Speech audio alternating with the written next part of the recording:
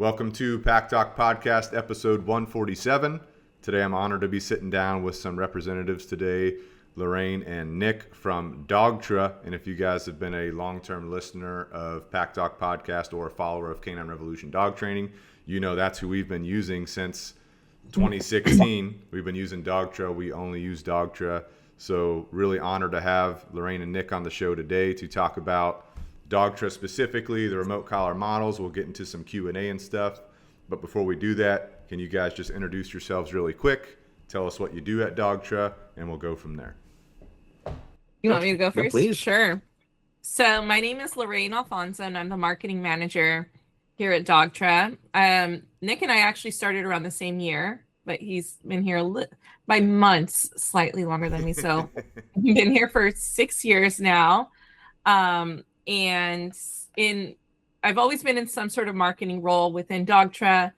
And some of the fun stuff that I've started, especially when COVID happened, was a lot of these webinars and exchanges with dog trainers. So that's definitely something that's been important for us and stuff that we're going to continue on into 2026 as well. So stay tuned for a lot of marketing stuff and activities like that on our website and socials. Awesome. Yeah. So Nick with Dogtra, been with the company again 6 years. I started out in customer service. I have a degree in computers and a background in small electronics GPS systems. So great fit with our Dogtra Pathfinder system and all the app-based stuff that we've come out with thus far. So that's really where my background comes in. But now I am B2B specialist, one of the account managers. And then I do the social and stuff with Lorraine. I'm all about knowledge is power. Sure. Raised my black lab back in the day on the Monks of New Skeet book, Art of Raising Your Puppy, Nice. Even before e-collars. If I knew about e-collars even back then, because I mean, we've been around how long? Dogtra since 79. 79. If I knew about e-collars when I was a kid, you know what I mean? It would have been an interesting little progression to where I am today. But it was, I love what I do. We love what we do. And it's not even passionate about Dogtra, but it's passionate about animals as well. So. Nick was the only other extroverted person to my level at this company that I recruited from customer service. And I said, you look like you like talking into the empty void. Why don't you join me on these social media videos that I'm going to start doing? And because everyone was shy and stuff. And then I used to be a spin instructor. Oh, nice. Like as my fun job.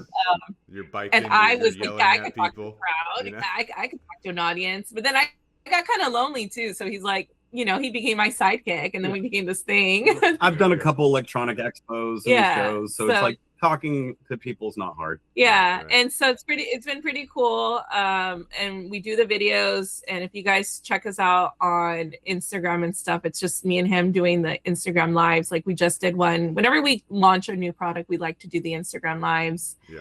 And whenever we interview a dog trainer, Nick is usually the one who joins me. And also you guys, it's also between me and him doing the product videos as well that you see on our website. He's the hand model. And yeah, don't mess up those hands now. Don't mess up those hands. You got to keep them good. He's I do the personal manicures. He's George Costanza, the hand model. But no, it's like Lorraine says, we've been around for quite some time, since 78. We make all our own products. We don't really outsource much. Yeah. We test in-house and making sure everything's good. Yeah, in case people are wondering, like the whole team dynamics and like, where's the product made and things like that. So Nick and I are located in our U.S. headquarter office in Garden Grove, California. We're probably just an earshot away from Disneyland. Okay, so that's just like a point of reference. We're pretty close, like a city over from Disneyland. That's awesome. And so this is where the company's main U.S. headquarters has always been. We also have they're also Dogtra Canada out in Vancouver, and that's a whole separate team. But if you're a Canadian listener, do reach out to Dogtra.ca. And then we also have a presence in Europe with Dogtra France. So those are all separate teams, in case people are wondering. All under the original Dogtra, though. Yeah. Yes, Okay. they're all under original Dogtra. And the Okay. product is manufactured and made in Korea. Okay. And it is a family-owned business.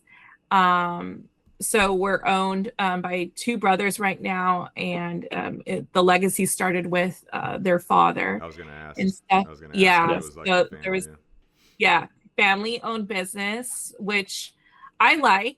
I think as a company culture, and just even having people who are so closely tied to their product be very closely involved in receiving feedback and being very closely involved in the manufacturing process and working close with trainers. That is something that you might not see from other brands that are more corporate-y and investor-led owned and stuff. Right. There's a disconnect. Oftentimes those brands can just be like, the end result is just whatever's going to make money, whatever's going to make us money. But they're very curated and they're very detailed and they're very responsive to feedback from dog trainers.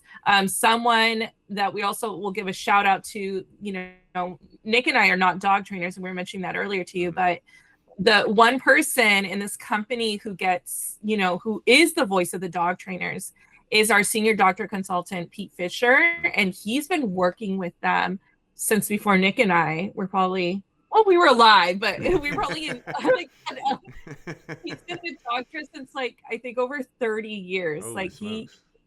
So he is a retriever trainer based out of Minnesota. So if you guys ever message us on social media, sometimes it's actually Pete or sometimes it's me answering those questions, and Nick sometimes answers questions too. So it's oftentimes mostly Pete, and so that's really great because you get an actual dog trainer, right?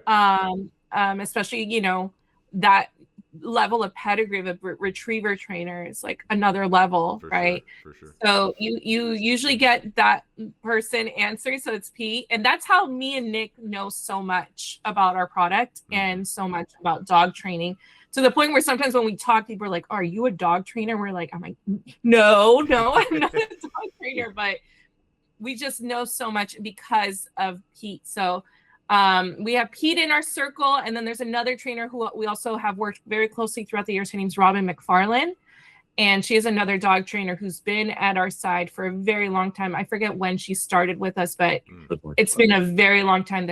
So we have a lot of close relationships with dog trainers here at Dogtra.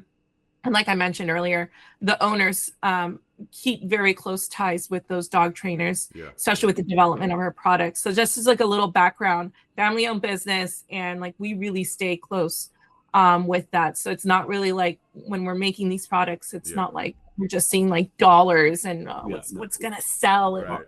The owners based on personal, just personal view on my company, the owners themselves, I've gone on trips with them where they have no problem getting their boots dirty, testing the equipment with trainers, getting the feedback and making sure that we can make it what you guys want. Again, like I said, it's not about the bottom dollar for us. It's functionality. Does it work for you guys? Are we making a quality product that can result in a quality trained dog? Right. So again, it's about the end result. Yeah, it's one of the few places where if people complain on social and do all this stuff, we actually collect on an ongoing basis that feedback, especially with what I do with social media and getting all that feedback. We're constantly giving that information back to the owners, especially when we do new product launches. That's the earliest period where we really have weekly meetings, monthly meetings, sending them all the feedback, and even wish list items. Sometimes people just email us I want that, I want this and that and all this stuff, and then we always, but they really keep a close ear to the ground to all those features. How many people are actually working at Dogtra in California? Do you guys have because I'm assuming there's obviously a lot to do. Not just answer the phone, not just answer questions, not just get product out. What's the rough number? From the time we started to now, in the 6 years, we've grown exponentially. So if everyone's wondering just kind of what's the breakout out there, who's here, who's what. So when you call in, first of all, you're going to probably talk to customer service. That's where you call in. So we have the customer service team. here. And then we also have the operations team. So this is where we're getting the product and we're inspecting it here. That's another thing you guys should know is all the products, they're all opened when we receive them and they test them. They have a special tool to test them, making sure that the product is performing optimally before it gets sent out to you. So that's our operations team here. And then customer service, our marketing team. We have an accounting team here as well. And then the owners are here. So it's about a team of about like 35 people here. All right, guys. So now I just want to go through, ask you guys a couple of rapid fire questions just to kind of get your input on a few things, because we hear these questions a lot from people. I'm sure you do too. But one of the most common questions that you'll get whenever it comes to anything e-collar related is this going to hurt my dog? What do you guys respond to that? I'm sure you get phone calls all the time about it. So just on the aspect of what I've been told by many of our trainers and reputable people is it's not the training device you use necessarily. Mind you, prong collars, choke collars, whatever. Different strokes for different animals, things work different ways. Some people find those adverse in the way that they function and things are as well. So as I've been told by a lot of people, it's not necessarily the tool that's used, it's the person behind the tool. If there wasn't proper training from an awesome trainer as yourself that sets up a person for success and all that good stuff is typically where we would find the negative reaction with the dog. But as for how our units operate and the way they're designed, it's a TINS unit. You would feel at a chiropractor or physical therapy. So there's no amperage, there's no heat that's exchanged from the contact points to the skin. I think a lot of people, I don't know why they liken this to like a taser, where like they think they're gonna see like electricity coming out of there. But it is exactly the same technology that when Nick mentioned, a TINS unit that people use in a physical therapy office. Just meant to stimulate the muscle. And in those TINS units, they kind of put those electrode pads on you, and it causes your muscle to contract. And that is essentially what this is doing. Now, in terms of, felt sensation, in terms of that question, like, oh, okay, if you're testing this on yourself, you want to know how it feels. We always recommend, and Nick and I saw this at a trainer conference, everyone and their mama started, I'm testing it. I'm testing it. Right. Guess what? No, don't test it here. And if someone's listening, don't test it inside your palm. Test it on your wrist. Okay, the inside of your wrist. We want you to test it there. Okay. And this is just for you to get your own perspective of how that feels. Right. Now, when it comes to the dog, when I first started at this company, I got tested on this unit just to see how it felt. And I felt it, not just felt it, at the tingling sensation at a level 12. Well, guess what, folks? Most dogs are going to feel it a lot lower. And when we say feel it, like just an acknowledgement that something is happening and I feel a little bit of a tingliness, and they start looking around, okay? Right. And that's where most dog trainers will probably end up hanging out, okay? The other thing that people need to account is that we are humans and animals are animals, okay? So our nerve endings and, our awareness of surroundings are much, much more different. But even if you ever have to go up in volume or levels, compare it to also, me and Nick and you are talking right here, right now. I am not yelling. We're just, we're talking back and forth, right? Right. But if me and Nick were having the same conversation at a bar, all of a sudden, the voices, if someone just removed the rest of the audio and just heard us talking to each other at that bar, they'd be like, why are they yelling? Oh my gosh, why are they yelling? But at that point in time, our reference for that is, well, because there's a lot of noise happening in the bar. So our volume went up, but to us, we didn't sound louder. We sounded normal. Right. So just use that as a reference point. Yeah, use that as a reference point, especially if you ever, start your e-collar training journey. You have to go up and down in levels. You're never really hanging out in a specific spot. Sometimes you might be, but you might have to go up and down depending on your dog's environment, depending Right. on where you're talking to your dog. Exactly. So, that kind of just goes back to the quote unquote hurt. The other thing I want to point out is stimulation and equaling. Oh, that is more abrasive to the dog. It's not, not fair. Do you guys have an e-collar that only has vibration? Okay. We get that question so many. I only want to use vibration on the dog. Yeah. That is the only thing I want to do. I only want to press the vibration. I'm too scared to press the stimulation. Well, most e-collars, you can't control the power of the vibration, first of all. So you can't make it lower, and it just is at one level. Right. And for the most part, the vibration is actually more startling to the dog because it's just kind of out of nowhere, as opposed to someone starting off at the working level of the dog to get the dog's attention using stimulation. And you'd be quite surprised that if you go ahead and try a low level stim on yourself and then try the vibration and then ask yourself the same question, which one is a little bit more startling to you? Right. More than often the vibration. And there's nothing necessarily wrong with the vibration. It's just that people often handicap themselves and just hold on to the vibration because they're afraid to commit to using stimulation when remote training. So again, do not be afraid of stimulation. And also do not be afraid of going up and down in stimulation, because just because you tested yourself at a level 50 one day just to try it out, and yeah, it felt more peppery to you. Right. But remember your context. You were just chilling in your room and then you decided to turn the volume up really, really loud. Exactly. Right. Exactly. It's almost like if you're listening to music in your headphones, you don't really start turning that out loud. But sometimes when you're in your car, you do that because you got the air conditioner going, you hear all this stuff, then you could go louder in a car. Right. Right. So that makes perfect take sense. that into context when we're talking about e-collar stimulation and the word hurt.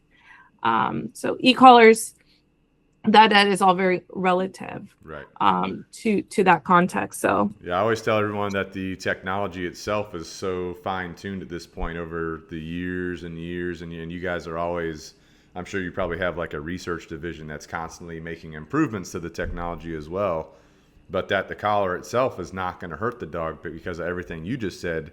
However, I have seen people that put the collar on too tight. And yes. The fitment becomes a problem, and it creates some kind of skin irritation, and that's not the collar, irritating the dog's skin. It's because of proper usage of the tool, right? And here's, I'm sorry to step on you, Chad. No, didn't mean to, but the one thing you touched on a very interesting subject matter, and unless there's education on it, that's where people assume like e-collar equals hurt equals burn. Right. If you've seen that pressure necrosis sore and you've seen that irritation, it does look weird and oddly like the skin has been burned. Right. It's the body's reaction to creating white blood cells. That's why it's goopy. There's hair loss because of pressure. Right. There's a lot of it too, but again, it goes on, like you said, proper fitness, proper fitness. The other thing when Nick said, yes, so you guys, can this hurt my dog? Well, you leave it on too long, your dog. Right. Then you are the one who is essentially hurting your dog because you did not rotate the collar. Right. I don't know if you've ever tried a belt and you had it on all long. Then you take your pants off, and then on your belly button, that area, you have like a whole imprint of the pants. Yep. What's essentially happening is the same thing, except this has contact points. Okay. So the other thing I want to point out, and then we could continue on from here. Oftentimes people feel because this is hot or warm after you removed it from your dog, they think the heat is coming from the collar. Mm-hmm. The heat is coming from your dog's body. And because it's been laying on your dog all day and your dog's been out working, whatever you've been doing with your dog. Mm-hmm. So sometimes people think like,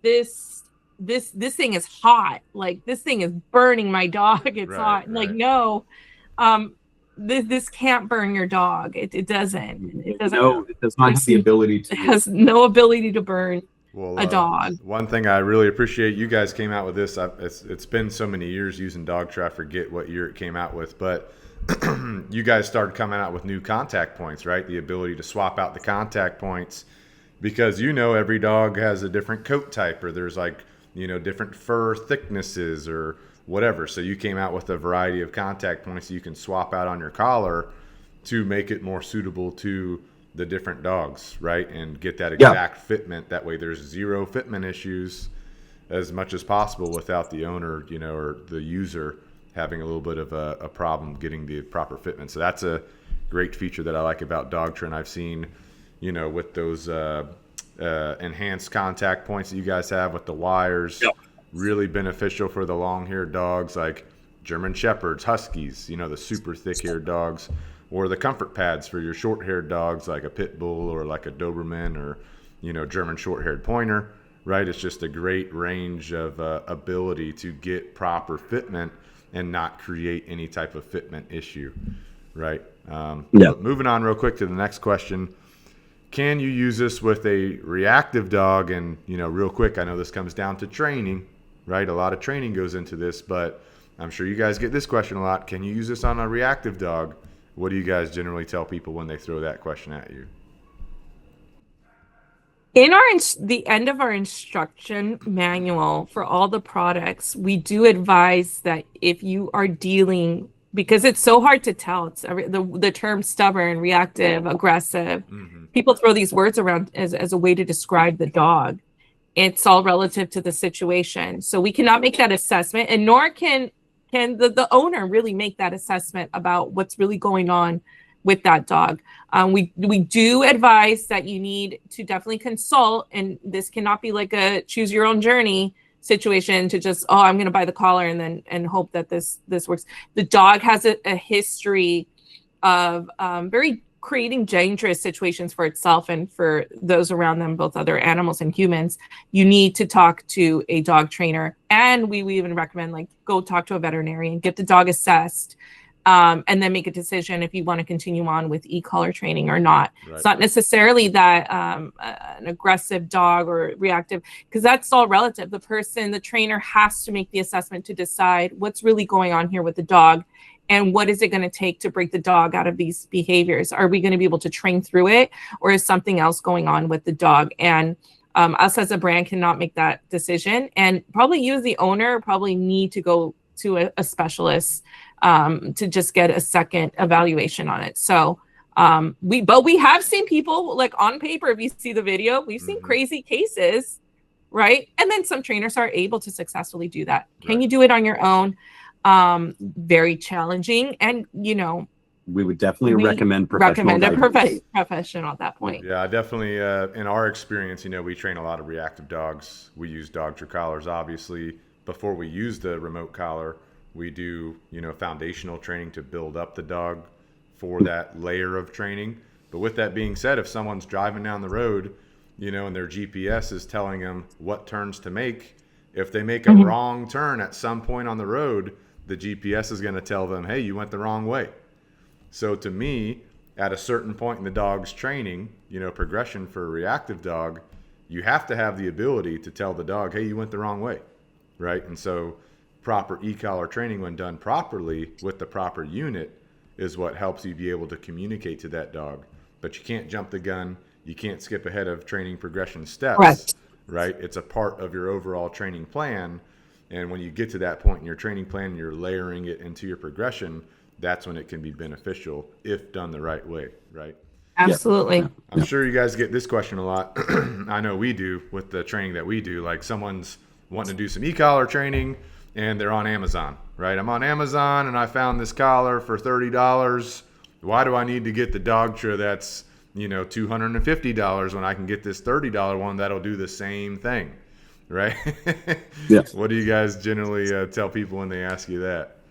Well, you don't get the same quality experience that you get right now. That's first and foremost. Exactly. But honest to God, I'm going to hand this one to Lorraine because she does the most research in comparison to all these other Amazon models and everything like that. So the bottom line is it's going to be a very jumpy experience. It's not going to be fair to your dog. Okay. So our products and admittedly reputable competitor brands.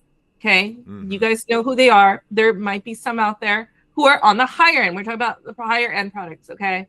When you get to the higher echelon, there's more better quality materials built in, but where it's going to come down to is the stimulation. Okay. So our system goes from 0 to 100 levels of stimulation.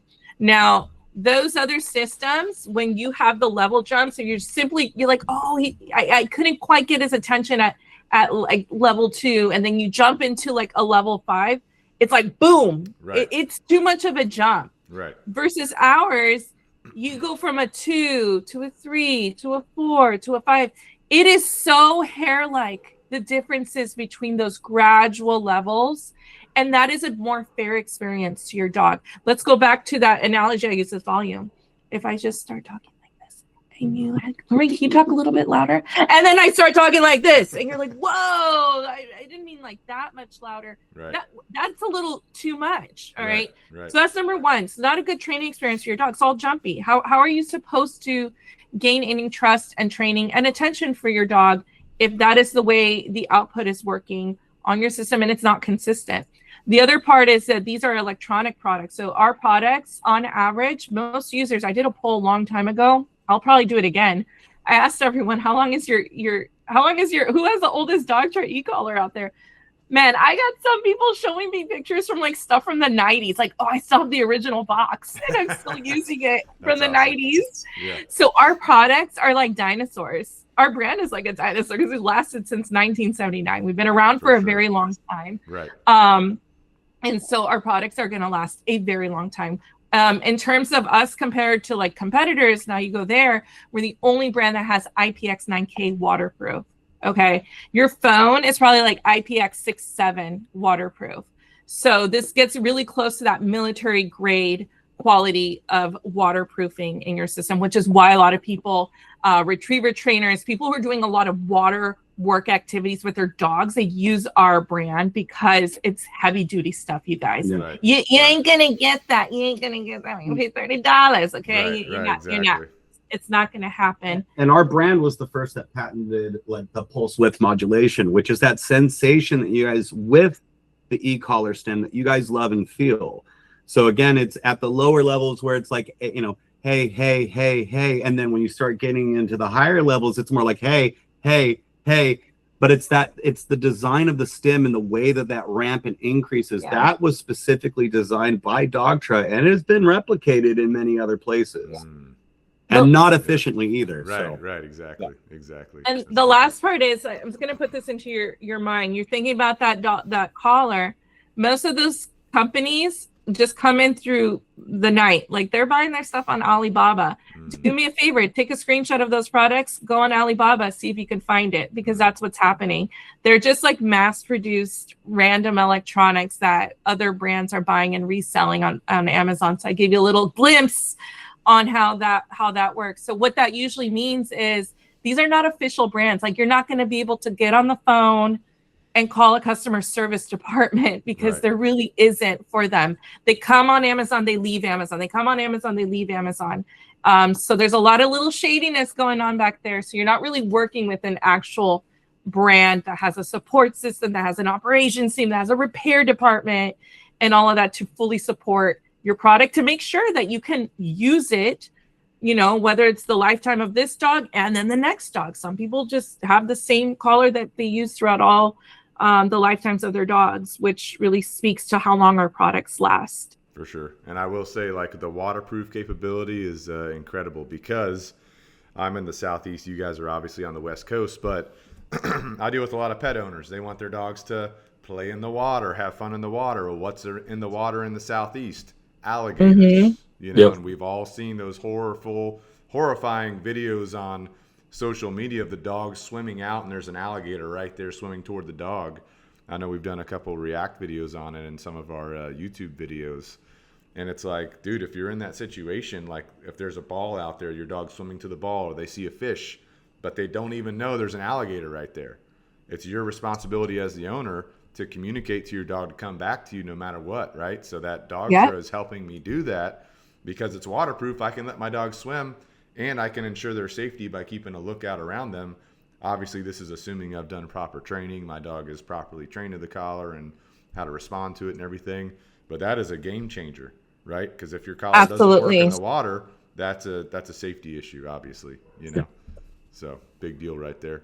I want to ask you guys real quick about, Dogtra and professional trainers. I think before the call you guys were or even at the beginning, you guys were talking about some of the big time trainers that you guys work with that have been working with Dogtra, since way back when, right?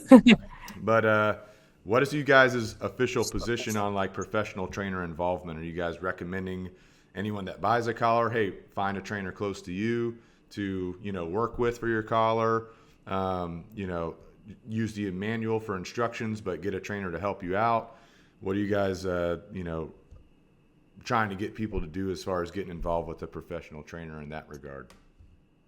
In terms of external communication that we give to our customers, there is the help feature we have on our website. So if you guys ever use that, you wonder, okay, who the heck are they sending me to? Mm-hmm. Okay. So we usually are sending you to someone who's been a dealer of Dogtra for a very long time. So number one, where I'm not sending you to a random person that I just looked up on Yelp. It's someone who is familiar with our product. That is the first one. Second of, we do a double check to make sure that they're still in business, they're still an active trainer. So I'm not going to send you someone that like retired 20 years ago or something. Right. And then lastly, we do a gut check, and we check out, make sure that their most recent reviews are good and they're still delivering good experience. Because that is what we do, but it's more on a, if you ask, then we'll help. It's not like we're giving everyone that direction. The other thing that we do include as well, we have a free resource on our website. It's the training book. And that training book was written by Pat Nolan. We understand that a lot of people Legend. are just kind of, Pat Nolan's a legend. yeah. That's a name drop right 100%. Yeah. Difficult to mention him, but yeah, that is someone who's also worked very closely with us as well. So when we, in terms of like giving you some sort of guidance, and that is usually the person, whether it's him or Robin McFarland, that have some sort of information out there. But he wrote a book for us, and it's just basically outlining kind of like I think it's like about 4 weeks, if I'm not mistaken. It's a four, I think it might be longer. This all depends on how long you put or how much effort you put into it. Right. But it's just a course that outlines to show you how to layer in the commands if you're just fresh off into an e-collar. So it shows you how to integrate the commands that your dog already knows with the e-collar. So there's a whole section about like using the long line and taps and things like that. And so that is a reference that we do send people to, and it's on our website. If you guys want to check it out, it's under the resources section. And it's a free online training book by Pat Nolan. Yeah. And it's very basic. Most dog trainers who do work with e-collar training, this particular book, we had like Pete look at it, Pete Fisher, retriever trainer, and then Robin McFarland. So some of the OGs kind of just looked at it and said, this is good. Right, for sure. This is a good way to get started. Yeah. For sure. Other things that we've done in the past is sometimes I bring in dog trainers who we've worked with for a very long time to do like free webinars for people. I've done that with Robin, and I did it with Jason Ferguson of Highland Canine. I think he might be in your neck of the woods as well. He's in North Carolina. So yeah, good dude. There you go. Yep. So when we do stuff like that, it's because we've known this person for a long time. And then when you guys ask for the referrals, we try to do our best to send you to someone who has recently good reviews and has been using our product for a good time. I'll just touch on this real quick. When I was a kid, I had several dogs that I raised on my own. No structure, no guidance kind of thing. And that was difficult. And then, like I said, I read the Monks of New Skeet book and really, really focused that on, I think it was my 4th or 5th dog that I was raised with. Mm-hmm. Really focused all that attention on that dog. And so when it comes to, do I recommend do it yourself or professional trainers? What I used was written by a professional trainer. So at some point, even though I did it myself, there was still structure and guidance there. Right.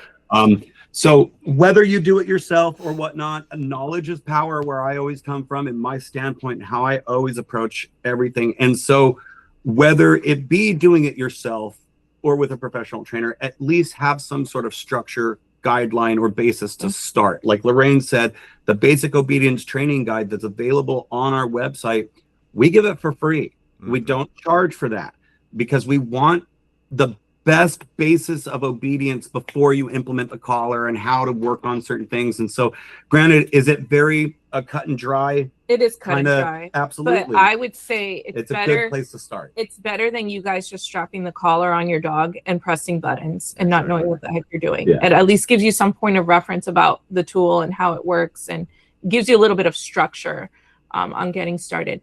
That's an ebook that's free. We also sell a printed version, but you could print the ebook on your own. Ebook, good to go. Yeah, for sure.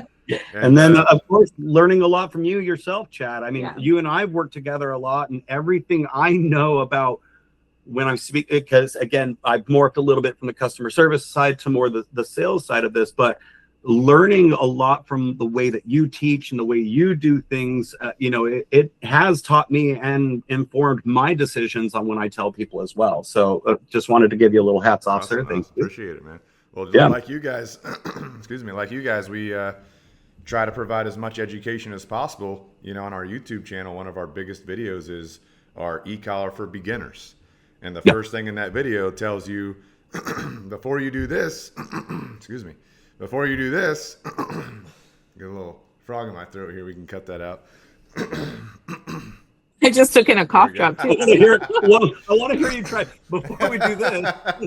Before we do this, there we go. All right, we're back. Before we do this, work with the e-collar, go to this other video and get your foundational, training done so your dog knows what to expect as you get into that.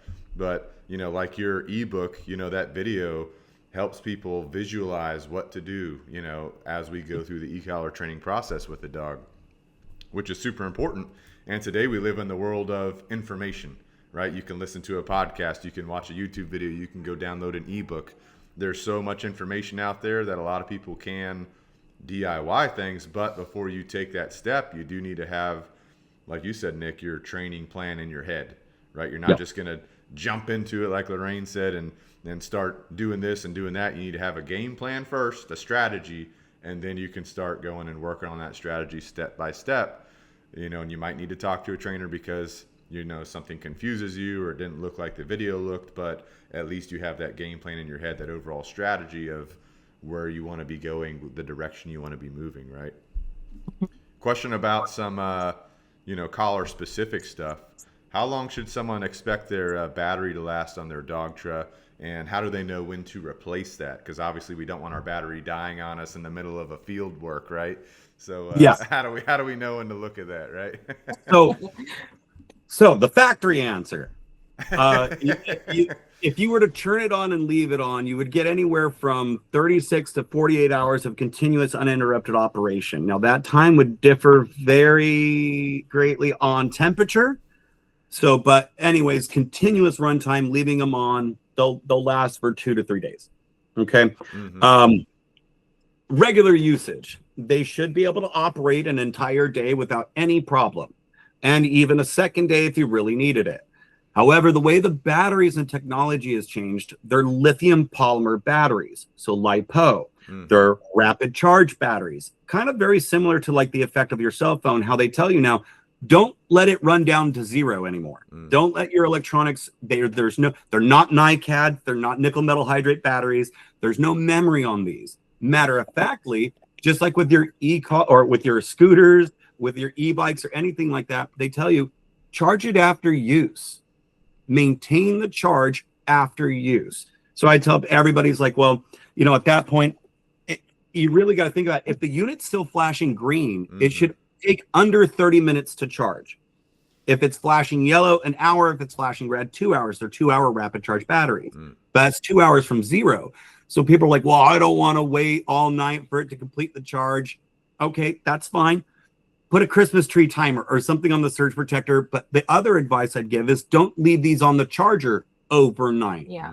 Just like your e-bikes and your scooters, how they tell you once it completes a charge, unplug it.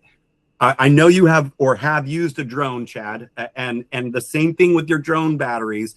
The moment it completes a charge, or RC cars, Yep. Moment it completes a charge, unplug the battery. Mm-hmm. Okay. It's electricity still passing through the system. It's a whole thing on the BMS, but basically you're causing wear on these newer batteries unintentionally just by the way that we used to treat older electronics. So everybody's worried about, oh, will they last me this long? Well, yeah, but that's not the point. They can even anymore. last longer Yeah. if you charge it 30 minutes while you're driving from here to there. Right. You know what I mean? Right. Don't let it die. All the new equipment we offer is USB-C chargeable. So, I mean, you can charge it in your console in your car. You can charge it off your computer as you're moving. So that's the one thing is, as much as everybody's like, well, I need it to last. Well, I mean, ultimately it can. Mm-hmm. But with the way electronics are now, you're actually causing damage to the battery. Yeah. That's good to know. That's good to know with the new batteries, because a lot of us, myself included, are kind of old school. You know, we're just been using batteries for so long. You got to charge, plug it in overnight. It's got to be plugged in the whole time. Nope. Yeah. Yeah. And that was, you know, again, there was a big, and I mean, this was a few years ago when this all transition happened. But like you said, been with Dogtra for so long, the old NiCads, you know, 280 NCP, you know, 1900 NCP, those older models, you know, that was very common. Yeah. So the units, it also depends. Like now this has more bells and whistles and it has the light and stuff like that. So I think what they want to know, like if I'm going to be using it all day in a regular just day-to-day thing, earlier on in your training, you guys are going to be pressing the buttons a lot more often because you're just getting used to it. You're going to be using it more, especially with your dog. As a dog that is more trained, people tend to use the buttons less and less and less. So then if you're just, which is I think what the question is, oh my gosh, is this going to last me in a training? So absolutely. Okay. Unless, you know, you do some specific type of training where you're training beyond 24 hours in a day with a dog, but this is absolutely going to carry you through a day. Things like using the light and just leaving the light on always. So just be cognizant of what exactly you're using, but it's absolutely going to last a full day of training. Other thing, before we go to this next question, real quick, we talked about where we're located in the country. You guys, whether you're somewhere cold or somewhere hot, do not leave these tools in your car because the battery, you know, I've been out in Las Vegas with my phone at a pool and it gets hot, like just even leaving it, and the phone will kind of just shut itself off to cool itself off. Las Vegas will melt your phone. Las Vegas is so hot, dude. It'll just melt the phone. Or even if I've been driving and I have my phone right there, it'll just get hot because the sun's hitting it. Yep. And then the phone. So that has to do with like the battery expanding. Then with the cold weather, go ahead, Nick. Okay, so they're liquid batteries at this point. So if they get cold enough, they freeze. What happens when they freeze? They expand. If they expand, they bulge. And if they bulge, the battery's done. So I always tell people, and you understand this too, because I was raised in northern Utah. A lot of people in California don't understand. But even if you have a mud room, don't leave them in the mud room. Don't leave them in the garage. Yeah. It gets cold. Now, and here's the other thing. It's not just where to store them. It's after use.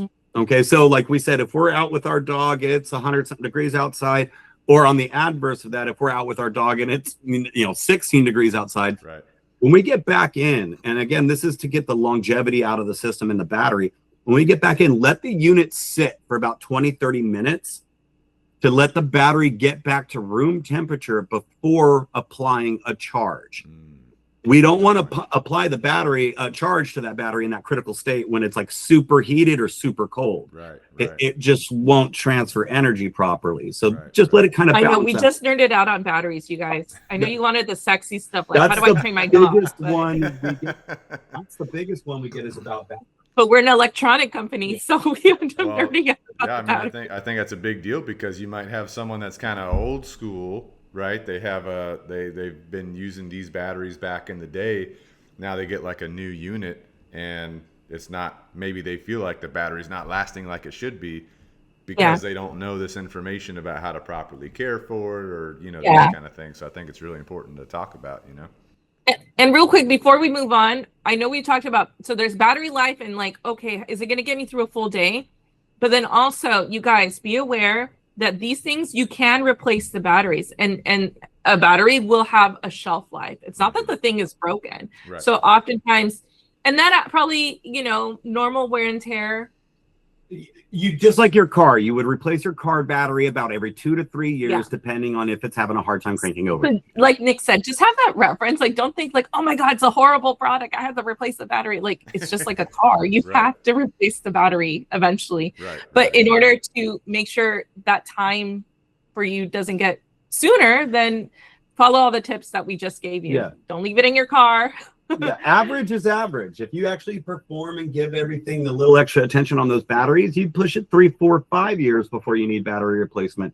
But even then, at that point, like Lorraine said, and once we get to it, once we're through that initial training where we're correcting very often, we're doing all this and all that fun stuff, guiding the dog. Once we get to that point, I mean, even like I said, when I trained my dog, I didn't use an e-collar, but it got to the point where I just needed to look at my dog and she knew exactly what I needed to do without any cue. Right. And that's of course the end goal is that, but go ahead and let's I think the next question that a lot of people would ask is, contact points, and I've had contact points. I've used comfort pads on, like I have Dobermans myself, and comfort pads last on them 4 years, but every once in a while I have to take it off, clean it off because there'll be some hair or dirt and whatever. What is some basic contact point care? When should people replace their contact points? What are some general questions or issues that you guys see? Maybe from the customer service, you got someone calling, this thing ain't working, right? And did you clean off your contact points? So you guys talk about that. So before you even jump into, I need contact points, make sure it's making contact. Right, for sure. Oftentimes, people do not fasten this tight enough onto their dog. And then what happens is, and I'll put it on my net too. Mm-hmm. What happens if it's not tight enough, when the dog moves, one of the contacts can slightly start lifting off, right? It'll start lifting up. And guess what? If this doesn't make contact onto my skin and this guy starts lifting up, when you are pressing that, you're going to see the dog's not getting contact. It's not listening. Right. The stimulation's not working. Right, but then I test it on myself and then it works. Well, why? Because you're holding it down on yourself, putting pressure, and there's even. But then when it's on your dog, some dogs have like folds on their skin and things like that. So first things first, must be making contact on the skin, you guys, on the skin. Mm-hmm. So you can kind of comb and make sure you're getting right there on the skin, you guys. And the one thing I'll touch on, as she was making a point about, and I don't know if you guys saw, but not only tightness is a big cue, placement. Yeah. And that's what we always tell people. And you saw Lorraine, she was doing here and what she's doing here. Mm-hmm. A dog's neck comes naturally down to a V. If we put 2 points on the end of a V, it doesn't necessarily sit right. So avoid the voice box, you guys. That is also just a sensitive area for the dog, the trachea. So it's just going to be right. To the left or right? Right there. Yeah. Yep. Left or right. Also, do not strap your knee strap to this. I know there's a hook on there, and you guys are it's almost like begging to have a strap. Don't do that. Right. Don't do that. Right. ID tag, maybe. Yeah. All right. Let's just say you did all that, right? You did all that. You made sure it's nice and snug. And Nick always says that Nick has fat fingers, but he does either one finger once it's sitting on the dog. If you could slide one finger through and you see that the dog's moving and the collar, it's not budging, but it's not, not tight where you can't slide a finger in, then that is a good sign. You have it nice and tight. It's making contact and the dog is listening to you. Right. But then if you get to that point and you're like, ooh, then this usually happens with dogs like huskies with really long hair. Then after you do all these things, then look into the longer contact points. And then we forget regionally too. If it's colder where we are, that coat's going to be a lot thicker. Mm-hmm. If it's warmer where we are, that coat's going to be a lot more thinned out. Right. So again, it's regional as well, but proper tightness, proper placement is going to be. So before you think about buying contacts, make sure it's making contact. Yeah. For sure. Yep. For sure. Exactly. But longevity wise, let's say I've been using my collar. Let's assume I do have good fitment. I do have good contact. I've been able to sustain that over a period of time. Is there any type of maintenance or anything that I need to do on my contact points, or they're going to last me basically as long as I need them to? Well, just in general, Nick always mentions just cleaning your equipment with just mild soap and water to avoid, any corrosion from minerals that are out in the elements, basically. Like especially if your dog's splashing around, maybe you took your dog out on a walk when it was raining, right? Exactly. So you just want to make sure. And then also when we get units and you guys send units to us for repairs, there is a lot of like fur and things getting stuck, and those can also be irritants to your dog as well. Like dermatitis and stuff. Some dogs just have more sensitive. So you do want to make sure you clean that. And I've heard Nick a billion times on it. It's just basically like mild soap. Right. Dawn soap. Dawn. That'll work for everything. Don't use anything else crazy. Just Dawn. And I tell people, again, an ounce of prevention's worth a pound of cure any day. And my biggest thing I always tell people is if we're that concerned about, obviously, if we go in the ocean, stainless steel, medical grade stainless steel, even in the ocean, has nickel and zinc alloys built into it. So it will deal with a little electrolysis over a period of time. But to avoid any of that, of course, or any essentially wear from it, rinse it off when we're done. I always tell people, keep a bottle of water in the truck door that's specifically to rinse off the dog's collar. Not just the collar, the electronic, rinse the sand and grit out of the dog's neck. I've seen a lot of times where it's like people coming back from the lake and whatnot, and they're like, oh, well, the water and the collar are irritated. No, your dog was playing in the sand and dirt and stuff, and there was pebbles and stuff stuck in the dog's coat. We put this back in place when we got home, rub, and a lot of irritation. And so again, it just rinse. Yeah. But going back to the contact points and what's available, some dogs are allergic to nickel. We do have titanium contacts available, and those are nickel free. I remember when y'all first came out with that, we had a dog that had an allergic response to the nickel. And I was like, they literally just released this. Let's get some. So we got some and we put it on. It was no factor. So it was like awesome. Crazy. It was crazy, but you don't see that very often. But it does happen, I guess, enough for you guys to be like, we need a different material to kind of alleviate this, It happens even on a human factor. Grandma had to get her hip replaced, and obviously she didn't. She had to go with the space age titanium. Right. Now they have porcelain, and apparently the porcelain squeaks. Holy cow, you can't win, But yeah, so good to go with that. I would love to be in the lunchroom with the customer service team. I'm sure every day at lunch they're sitting in there. Can you guys believe the phone call I had earlier? It's like basic stuff, You guys want an insight? and just to not embarrass yourself as a dog owner, please don't call us and ask us how to turn this on. Oh, yeah. Come on. Read the owner manual. I literally think that's like the first chapter of the manual. Right, it's like how to turn it on. Exactly. And Nick would tell me, I used to ask him because I would write content like, oh, well, how can I help you guys for less people to call and like resources on the website? They're like, and even I could see I made a video with Nick one time, how to turn the collar on, one of our most popular videos. Oh, there you go. I'm kind of disappointed in you guys, but okay. But working, I guess this is where we are. Customer service or working here as long as we have. The one thing I'll tell you is a lot of what happens is the success stories. We get a lot of success. That's what we thrive on here. I mean, all of us here are avid animal lovers. And so if it increases the quality of life of the animal and at that point it makes the pet parent happy, then we're happy and successful at that. But there's not so much to dwell on when it comes to something negative. Obviously, I love our company and the equipment that we have and all that fun stuff. So if there's a problem, there's a solution. For sure. One question for you guys. What is the one maintenance mistake that shortens the life of the collar? Is there something that you see people There you go, Nick. Nick. Yeah, just like what we touched on. Don't leave them in the car. Don't leave them in a cold, don't let it get freezing temperatures. Don't leave them on the charger overnight. Yeah. Don't run them down to zero. But keep that in mind. You'll extend the life of your property. Yeah. So we actually had a segment for that for a while. Yeah. The next step. Don't just keep your units maintained and they'll last you a long time. So you cover if they go through those basics that we already talked about, that's going to be your bread and butter to extend the life of your unit. Keep it as good as possible. Keep it gone. Keep them clean. Yep. Please keep them clean. Get the Dawn dish soap. A lot of bacteria. For sure. Don't dirty and and they're playing and stuff. They're being dogs. Exactly. And our units can take a beating, but just make sure, just like when Nick was mentioning, you don't want any added irritation to your dog's skin, and all this stuff can collect little microbes of minerals and abrasive things that could just irritate your dog. So just make sure you clean them every once in a while. For sure. That's a good point.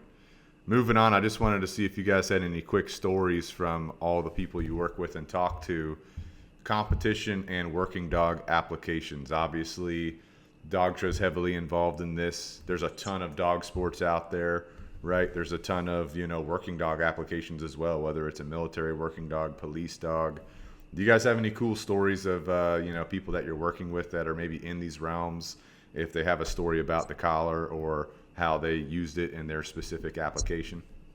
We had the local LA sheriffs visit us here, and a lot of them do use our products. And in terms of like the context of like cool places, I mean, they end up at like SoFi Stadium, which is I pretty got cool. them into Rikers Island. Yeah. Cool. There's our friend at Rikers Island. So a lot of the cool stories are like the bomb detection dogs and stuff like that. Search and recovery dogs. That's done. really cool. And yes, Nick, with the GPS side of things, because Nick is kind of our GPS specialist still in some shape.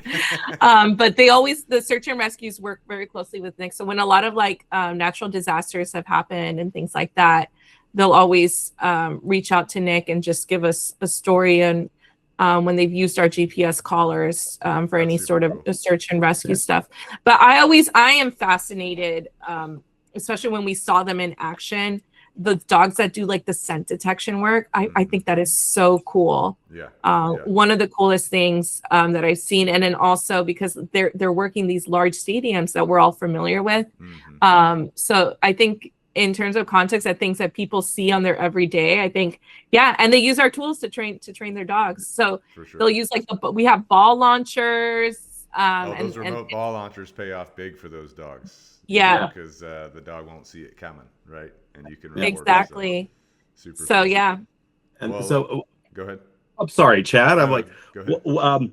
One cool story in regards to the equipment that I've done and gotten it into conservation dogs of Hawaii. Oh yeah. Oh. This is one of the coolest things that I think, and it is working dog essentially, but they would train these dogs to sniff out the invasive plants that are in the forest in Hawaii. That's cool.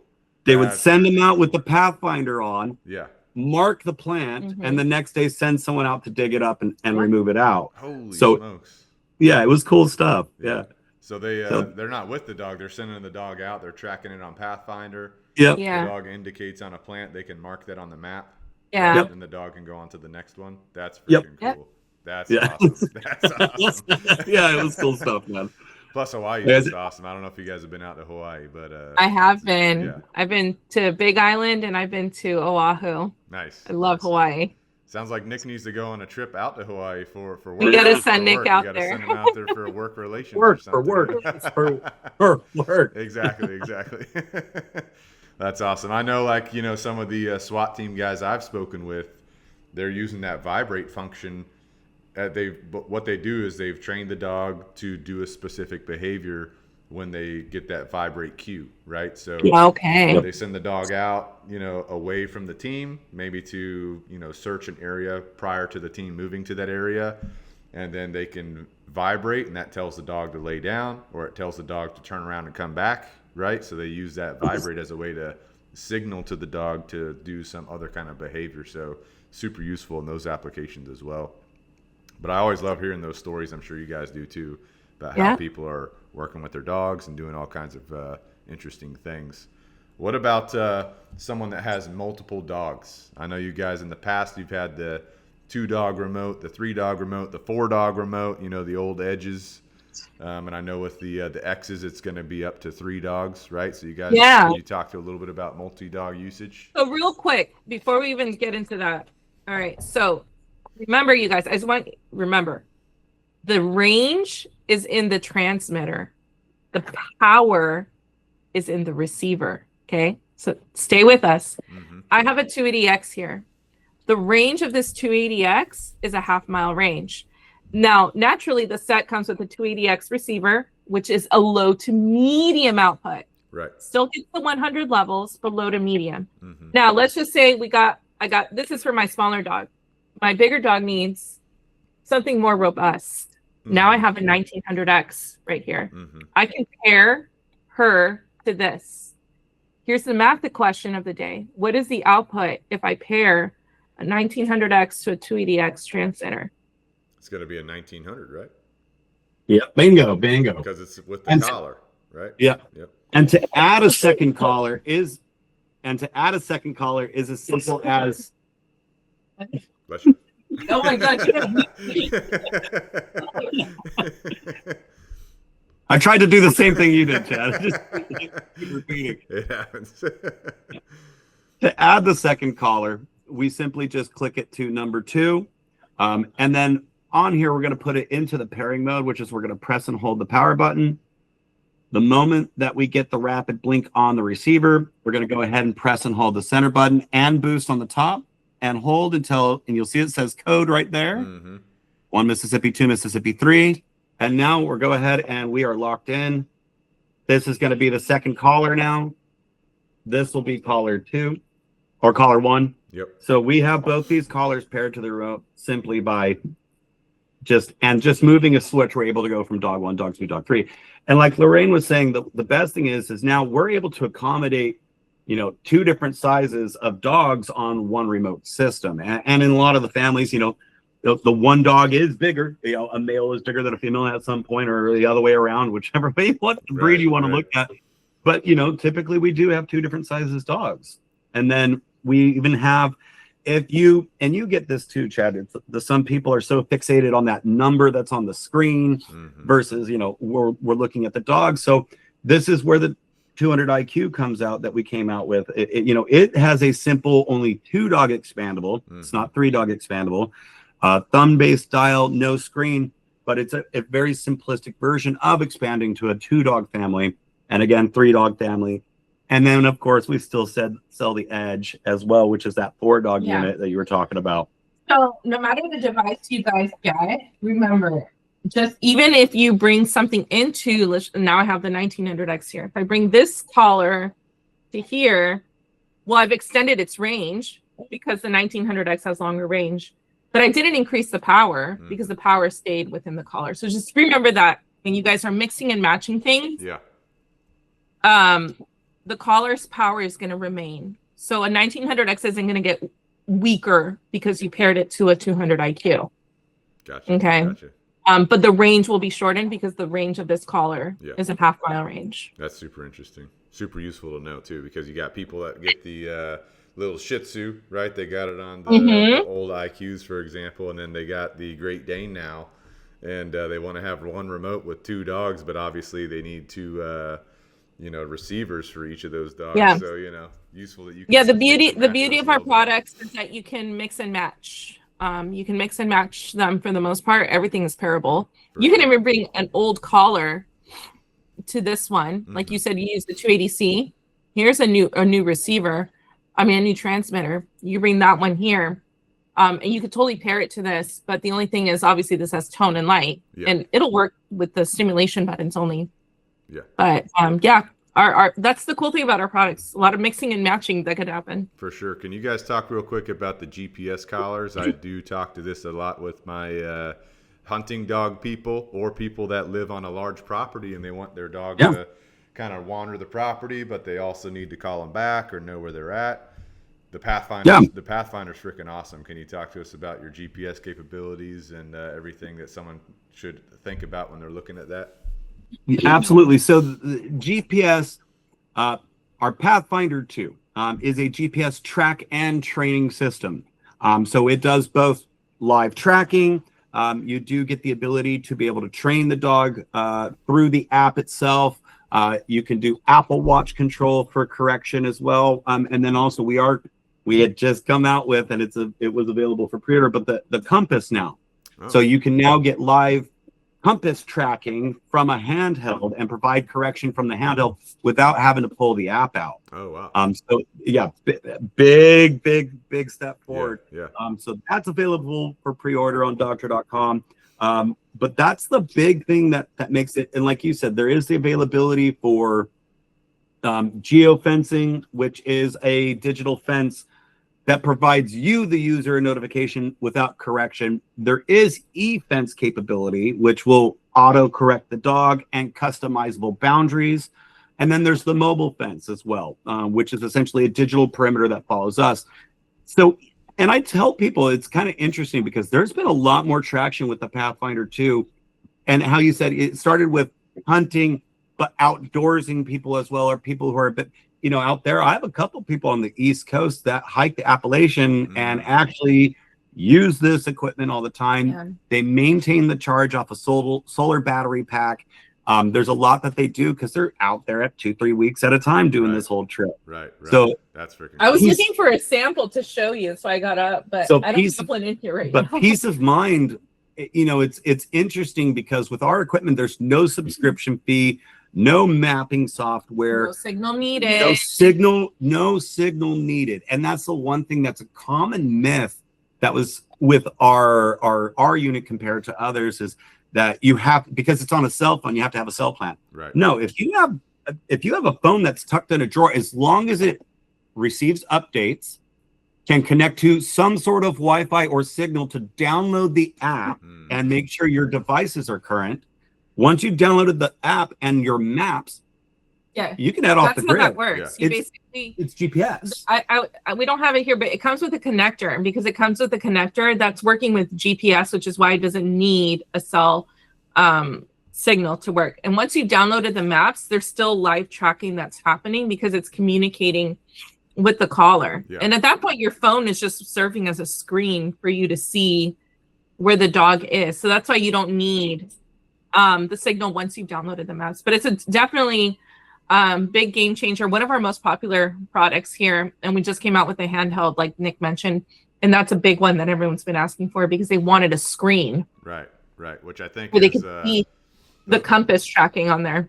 Those GPS collars are huge, especially for people that live out in a rural area. Just like what you talked about, they have the geo fence or the e-fence that can, tap the dog if the dog's getting too close to your property boundary. You set up that perimeter, it taps the dog like, hey, turn around, come back. Obviously, we got to train the dog to do that, but once the training's done, the dog gets that signal, the dog's coming back, and you don't have to worry about your dog wandering over to your neighbor's house or doing something it's not supposed to do. You know what I'm saying?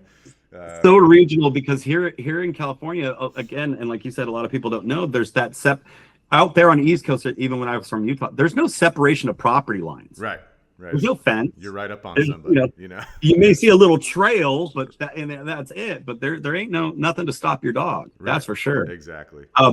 But the one thing, IPX9K waterproof, 2-second refresh rate with a customizable refresh rate. So you can drop it down to a 10-second refresh rate and then essentially give yourself even more battery life. But these units are relied on by coon hunters. I've got them search and rescue. I've got them into fox hunting and a lot of people don't realize, but 20 hounds at a time running out and one handler with the connector going on. Yeah. I mean, it's super cool watching this happen. Yeah, for sure.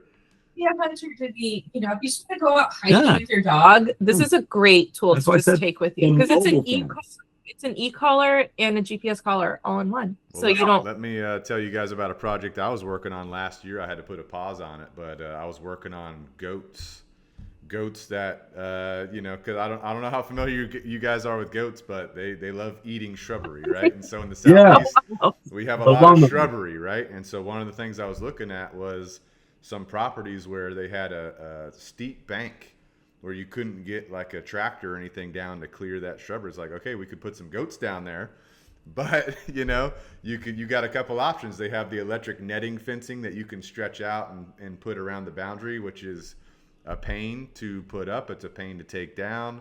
Some of the goats will plow right through it. So I was starting to play around with using a Pathfinder and training the goat. Did you really? I started playing around with it. I haven't completed it yet. I had to pause from that project and because my main thing is dog training, right? So I had to refocus on dog training. But that is still on my list to do because I have a growing demand of people in these rural areas that want things cleared. They want their goats to be able to do it, but they don't know how to teach the goat to a collar and then get it to be effective. So that was one of the things that I've been playing around with. I will accomplish it at some point, but for anyone listening, that's a use case. That's definitely a use case for the Pathfinder for some farm animals. You could use it with some of your ag work. So there's cowboys who have cattle dogs, Mm-hmm. and they strap them onto the cattle dogs because then they're on their horse, and then they send the dog out Yep. to go bring in the cattle that are just chilling out in the pastures under a tree. Right. But then they could see where the dog is because the dog goes out pretty far and pretty fast, like very intuitive. Right. And then they're like on their horse, and then they go along. There you So go. that's one of the cool stories that we've gotten of the use cases of this product as well. Yeah, and even if you're not, like, let's say someone's not doing e-collar work, but they still need GPS, but maybe you need e-collar work in the future, Pathfinder, you know, because Yeah. you have that capability in the future if you need it, but you have the tracking immediately, you know. So Exactly. if you're a rescue, right, that needs to keep track of like a nervous dog or something, you always hear those horror stories. Dog ripped out of the shelter, you know, scared of a firework or something, and now no one knows where it is, right? If you had a Pathfinder on it, you can at least track it, you know, to see where its location is and go there and recover the dog, you know. So super interesting, you know, super useful model. What do you guys? Go ahead. Sorry, Chad. I keep cutting you off. No, it's both of them. But outside of the Pathfinder, because we just came out with 2 amazing products just recently. So because everybody's like, well, you know, I don't need the live track. It is a bit of accoutrement, if you will, for the Pathfinder too. But we did come out, if people want just boundary control, we came out with the GPS fence and the Dogtra smart fence. Now, the problem with a lot of dog trainers and a lot of you guys in the past, no one wanted to be an actual installer. Where with the older fences, you had to dig, bury the wire, you had to install the box. There was a whole lot of process. You had to test it, make sure it works. Right. So none of you guys wanted to be installer. Actually, there were companies that were developed and designed to install e-fences, and that's pretty much all they did. Right. So this is where now you guys can do boundary control without having to install a bunch of stuff. Mind you, flags or whatever markers you want to use to kind of indicate your boundaries is all that's really required for this. But customizable boundaries in the GPS fence, you can actually set up multiple boundaries for multiple properties without having to disable and enable a lot of things and just keep it kind of generally rolling. There is a warning and return home sequence that's based on that, which the Pathfinder does not do. The Pathfinder will give a correction and notification, but it's not designed for that return home or to keep the dog in with the triple detection that we did, or boundary protection that we did with the GPS fence. Yeah, so if someone's interested in just pet containment with like a GPS product, just take a look at the Dogtra GPS fence. Absolutely. And then we have the smart fence, which is just mainly like area control. So backyard, we want to keep the dog in the backyard, we want to keep the dog in the front yard. You know, it's a kind of a radius RF control. Now the cool thing about that is if we have more tree coverage on our property, and say and you understand this too with GPS, put enough stuff between you, me, and the sky, it's going to have a hard time talking. Right. So that smart fence is the good option in that if we have too much tree coverage that we can't get GPS fence, get the smart fence. Granted, we're going to limit our boundary on the dog a little bit, but we still are able to do containment. Yeah. So that's the one thing is, and that one comes with a little ground station and sends a signal out that does a radius. But both of these are great. They just came out this year. I think a lot of people are a little apprehensive because, again, e-fence came with such a connotation of there was a lot of work to just do that. Right. Now with the fences and the way things are, they've gotten really smart, even with the Pathfinder 2 or the equipment. They do recognize the difference between in and out. So before, with any e-fence or boundary control, if the dog crossed the wire, correction. The dog came back in, correction. Right. Now, if the dog leaves, correction. If the dog comes back in, you did the right thing, good, no correction. Nice. So you don't. It's not a double negative. Yeah. So that's where we did make fast improvements. But like I said, GPS. Everything from the Pathfinder 2 to our new fence, just gold, man. It's absolutely amazing. That's freaking awesome. Unlimited, capabilities with that. I mean, so many use cases for that. You know, whether you're a pet owner, whether you're a working dog person, whether you're a rancher, a farmer, whatever. There's even whether you have goats. You know, you got a lot of options. You know. Yeah. Imagine that smart fence on goats. You just make a literally radius. thinking about that. I was and literally you would just move that. that smart fence around. Yeah. Yeah, that would be ideal because you can just take that hub and move it to the new section that's going to be cleared. Where the new radius. Yeah. Yeah, I'm gonna look into that because that might be easier than what I was looking at before. So I was not expecting you to talk about goats. hey, you know, it's not the first person I've dealt with that's spoken about Pathfinder 2s and goats. I'm telling It's you, a a lot of common the guys question. that I talk to in my area, you know, the farmers, like the old school guys, they got goats, and goats do an amazing job at clearing property.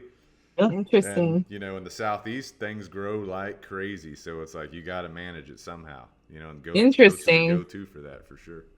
So no, even that stuff that I forget there's a plant out there that will burn your skin, right? They'll chew right through that. They eat it. Poison oak, they eat it. You know, they'll chew right through it. Yeah, no problem. Thorns, they eat it. They are machines. You know. And the only thing about the goat, though, is they might freak you out if you don't know they're there because they start screaming like crazy. I don't know if you've ever been around one, but they start yelling at you. They start screaming. You're like, what is that noise? do these goats pass out, or do all goats pass out? Not all goats. No, that's just a certain breed of goat, you know. Okay. But anyway, bringing it back to Dogtra and remote collar, I know we're getting short on time here. Do you guys have any closing thoughts or things you want to make sure that the listener knows about when it comes to Dogtra, you know, remote collar usage, training, you know, what you guys are looking at, things maybe you want to talk about that are maybe new coming up that, you know, is maybe some information that's not out there yet? So the best way I always put, and like part of like our thing, and it's like, I always like to make the point of this is every dog is different. Okay. And part of our slogan is we make every dog exceptional. Right. And I think it should be added to that because we make every dog exceptional because every dog is exceptionally different. Okay. So like I said, different tools, different abilities, different capabilities. And again, I don't know how many times I can reiterate or state this, but knowledge is power. Never stop learning. Mm-hmm. Even if it's just for you, learn for your dog, learn for, you know, obviously whatever's going to make your life better is going to make their life better too. You know, a lot of people forget that when we adopt or we take on a pet, or you know, we are everything to that animal. And so any way that we can make this is supposed to be an extension of me. Mm-hmm. And that's all it is. And that's all I look at. Again, like I said, I've heard many different devices and many different things be utilized in the wrong or incorrect way. And it gives a negative connotation on everything. Right. There's a lot of that out there. And mind you, people are people. Human is to err, you know, to forgive divine. Right. And that's where the dogs, I think the one thing that we don't give animals or dogs credit for is their ability to forgive us when we do or slip up or mess up, or their ability to refocus and come back and know that it wasn't intentional. Because that was the other thing we get a lot of calls on. When I work downstairs is that negative reaction from the dog, because again, it comes down to focus and intensity. Where was the dog at that moment? The last time we applied stim. And if we get that vocalization or that reaction, we tend to freak out and we don't realize that the best thing for us to do is stay cool, calm, and collected. Yep. And teach the dog, oops, move past it. Let's go on, refocus, recenter. Right. So again, as I tell people, and with this being said, I'll wrap it up. Don't give up. Don't stop with the training process. Consistency is key. When it comes to duration or how long you should train your dog, everything I've been told is little bits every day, but be consistent with those little bits every day. Right. And layer on more and layer on more. And so if you are to do anything or take anything away from this conversation is take your time. It is not an immediate effect, but you will see the changes and improvements over time. Coupled with amazing trainers like Chad Singer and other trainers that are available, I mean, you will have a polished dog that's going to be exceptional. Like I said, we all want that best friend in our lives. And Chad, I've seen many videos and many posts of you actually being able to provide the tools to create that relationship. Because like I said, it's not a magic thing. You don't just put your fingers in the dog's perfect. Right. It's the relationship and the bond between the dog and the owner that you actually help make it work. And so again, hats off to you, sir. Mad respect. And I'll leave it at that. Lorraine, any parting points? You had a point here, and I just wanted to show in case like they saw, oh, which one should I get? Yeah. A lot about e-collar principles and getting started and things like that. So I'm going to show you guys really quick some stuff, and I know it could feel overwhelming, right? So I have here a 200 IQ that I'm holding up here. And remember, we rewind back a little bit. You guys remember we talked about the range being in the transmitter, which is the remote, and then the output being in the receiver. Right. Okay, so you got quite a bit to choose from, but now this is something that you're going to hold, right? So you're going to decide, do I like this dial right here? Do I want something just simple, or do I need more? So you got to kind of think about that, right? Second thing off is what's going to go on your dog. Okay. So we got something that's a little bit more compact, and then we got something that's a little bit more robust. Where people tend to get so like really confused are the dogs that could kind of fit into anything, right? And those are the dogs that are 35 pounds and up. So people who have larger dogs, technically a larger dog, yes, your larger dog could wear this compact collar. This goes on the 280X and the 200 IQ. And then this is the 1900X. All the variations of the 1900 are the same. 1900X series, they're the same, okay? Right. So when you're deciding, right, because usually the line is drawn for the dogs, either your dog can't fit into this, right?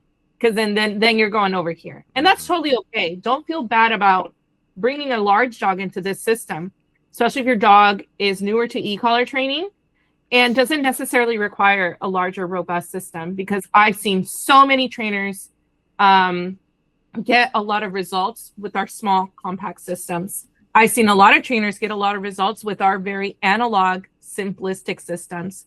Okay. So sometimes more doesn't always mean more, especially if you don't know what to do with it. It's like I give you something that's a stick shift and a Ferrari, and you're like, I only had to go to work every day. Exactly. Like, I'm not driving all crazy. So then stick to something like this. So you got to think about something that's going to feel comfortable for you, something going to be approachable for you. So that's just a food for thought. If you guys got those dogs that can fit into anything, right? The bigger dogs fit into anything, but don't always feel like you got to go here with your bigger dog. That is my tip. Don't feel like you have to go here. There's a time and a place, and there's certain dogs that certainly require something like this, but I'm letting you know right now, easier for your dog to wear, more lightweight. Your dog's not even going to notice that the e-collar is on when you put them in the compact system. And I've seen so many trainers get a lot of results from our compact system. So that's just a big food for thought. Everyone likes to go bigger, more, all this stuff, and then they don't even know what to do with it. I say go for something simple. I'm always just simple, because I've seen a lot of dog trainers talk about simple is better because it's easier for you to understand. And it's just easier. If you understand it, you're comfortable with it, then what Nick said falls into place beautifully. You're going to use it more often. You're going to train more often. And you're not going to be afraid to commit to the training process. And you're not going to be afraid of hitting stimulation and using all the training tools that your trainer creates for you in your game plan. So be patient. It's not going to happen overnight, but get your miles in with your dog. Get your reps in, is what Robin McFarland always says. You get your reps in, and eventually everything's going to come together beautifully with these systems. And my other advice is, if you're not using a dog trainer, please read the instruction manual and just take a look and just get to understand what the button does. Strap it onto yourself, get an idea and connection. Like, what does this feel like? Read that free guide we have on the website. Read it, spend time with it. Just relax. Okay. I know it feels scary because the dog might be giving you a lot of challenges, but just relax, take your time, understand the tool, and then everything is going to fall into place in your dog training journey. Exactly. And I will say the high quality that Dogtra provides enables, I work with pet owners for the most part. Pet owners, including myself, give our dogs the freedom to be a dog, right? When trained properly, when conditioned properly. I can go on a hiking trail, like you guys were saying earlier. I can go out into a property, that I'm walking. I can go down to the local park. I can go to the dog park, the beach, whatever. I can let my dog be a dog. I can let him go play with other dogs. I can let him go sniff things, explore things, have fun, but I can still ensure their safety. And Absolutely. at a high level of training, I probably don't have to, actually use my e-collar all the time, but it's always there because you It's never always there. know when that, venomous snake is going to be around. You never know when Yep. that crocodile could be there, or I have a dog that, potentially could cause damage to my dog. I need to call my dog back to me.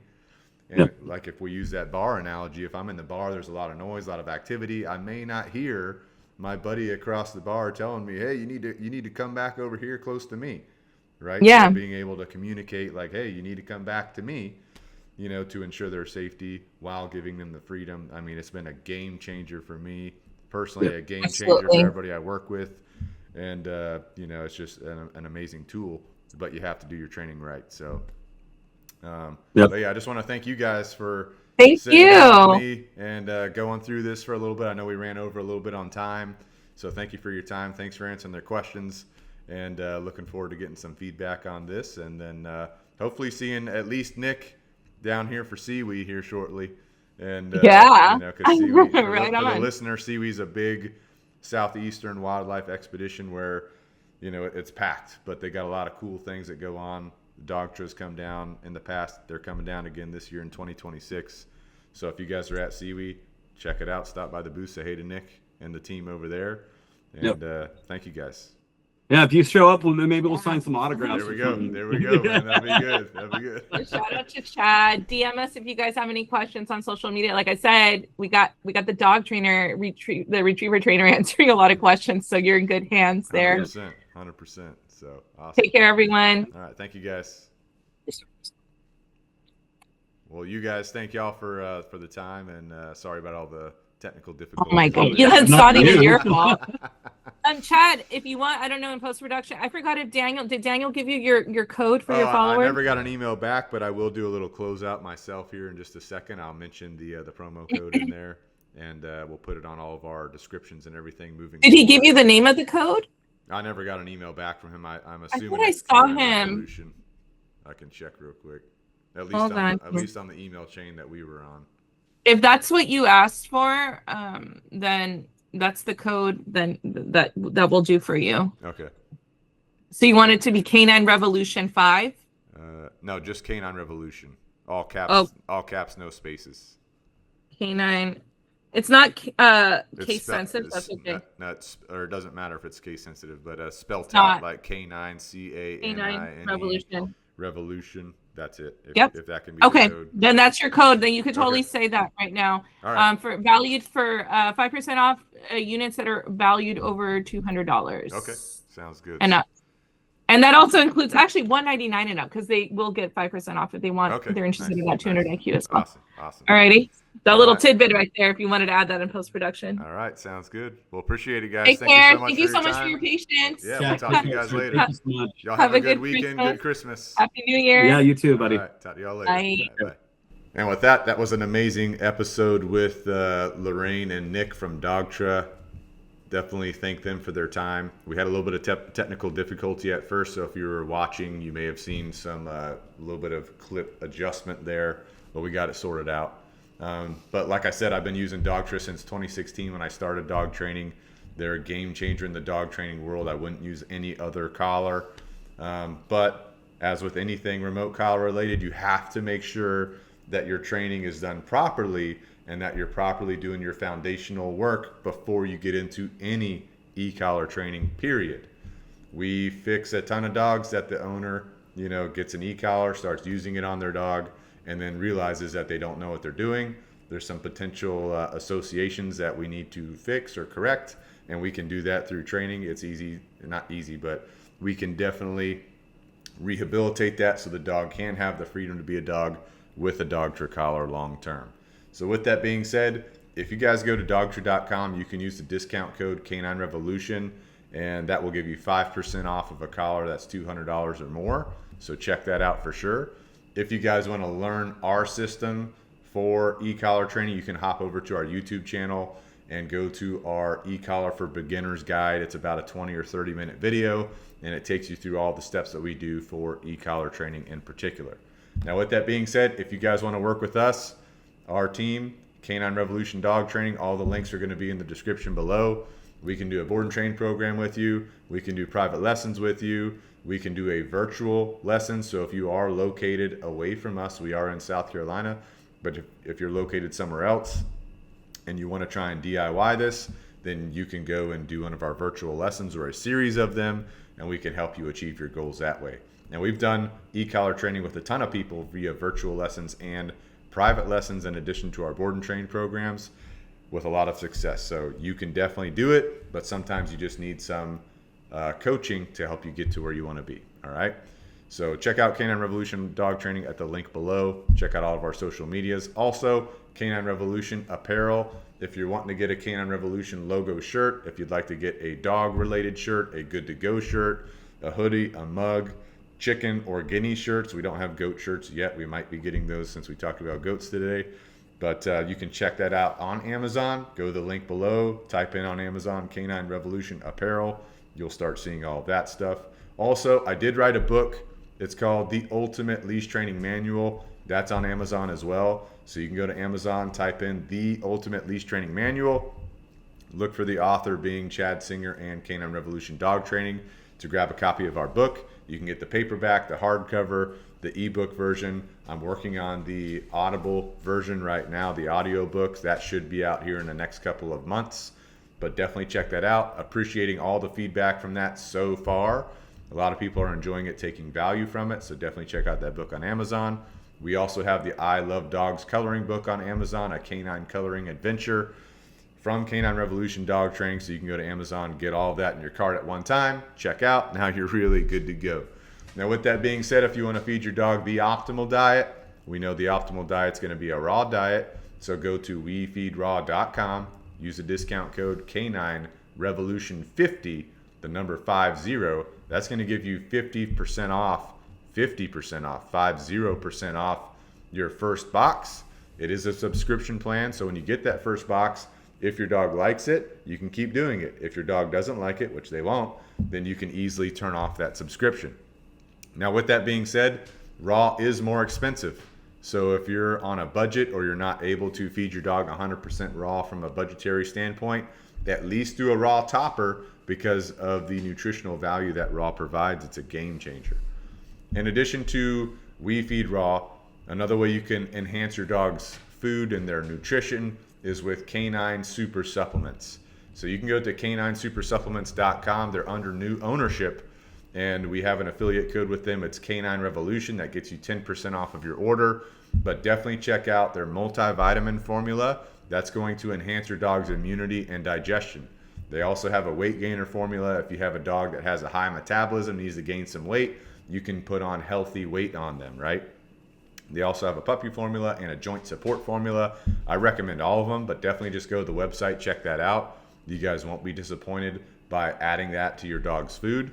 And the new owner of Canine Super Supplements also owns Raw and Paw Company. So you can link to that through the Canine Super Supplements website. But the Raw and Paw Company has their own line of supplements in addition to the Canine Super Supplements that you might find useful. They do have a fish oil supplement, which is super cool. And they have Raw themselves that comes in like a tube, and they'll send that right to you. And a little bit different formulation than the We Feed Raw. So my dog, he eats the We Feed Raw. I do supplement with some Canine Super Supplements, but I actually just got some of the Raw and Paw Company raw food sent over as well. It's not here yet, but I like some of the blend of adding all these together, right? I don't like eating the same thing every day, so I want to change up what my dog's eating a little bit, but I want it all to be a high value state, obviously, for my dog to get maximum nutrition potential. All right, with that being said, if you're looking for the best toys for your dog, that's Monster Canine Toys on Amazon. You can go to the link below, check those out. But if your dog does destroy one of their toys, just let them know. They'll replace it, no questions asked. Last but not least, for you, human grade supplements is going to be Jocko Fuel. I definitely recommend checking out the fish oil to get your own omega-3 fatty acids in. They're going to be beneficial for your brain and your body and your heart. Also check out the creatine.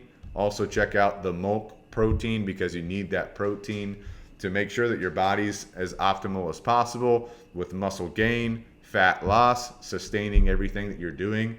And then On top of that, if you're looking for a little bit of a boost throughout the day, you can get the Jocko Fuel Go energy drinks.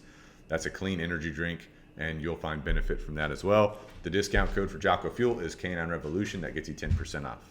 All right, so I know this is going a little bit long today. Thank you guys for sticking around. And if you have questions or feedback, please let me know. Working on lining up some more guests coming up here in the future. So if you have a guest that you'd like to recommend, send them over to us. If you are someone that's listening and maybe you'd like to be a guest, let's talk about it. So send me a message on any social media platform or email, whatever's easier for you. Thank you for your support. Thank you for listening. Thank you again to Dogtra for coming on to the podcast today and giving us some insight. And until next time, this is Pack Talk Podcast, out.